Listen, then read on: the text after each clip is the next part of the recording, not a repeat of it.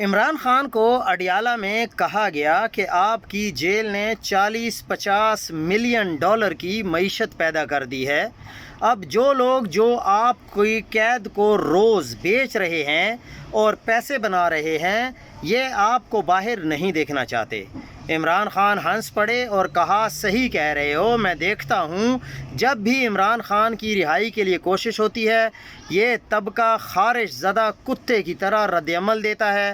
فوج کے اتنے مخالف ہیں تو افغانستان چلے جائیں، جنگ کا شوق پورا کر لیں۔ عمران خان کی رہائی کے لیے نون لیگ، پیپلز پارٹی اور اسٹیبلشمنٹ سمیت تمام پاکستانی قوتوں سے بات کرنا ضروری ہے، اور ہم یہ کریں گے۔ عمران خان رہا ہوں اور اپنے فیصلے خود کریں، یہ فواد چودھری صاحب نے کہا ہے۔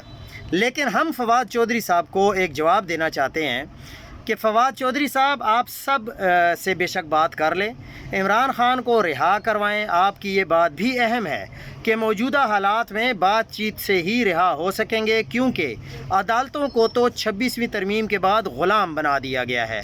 لیکن گزارش ہے کہ ایک ہی لاٹھی سے سب کو نہ ہانکیں۔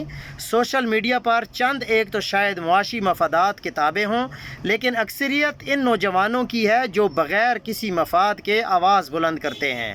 یہ آپ بھی جانتے ہیں کہ اگر سوشل میڈیا نہ ہوتا اور اس پلیٹ فارم کی مزاحمت نہ ہوتی تو آج پی ٹی آئی کا وجود بھی نہ ہوتا اور عمران خان صاحب کو کب کا پھانسی چڑھا دیا گیا ہوتا۔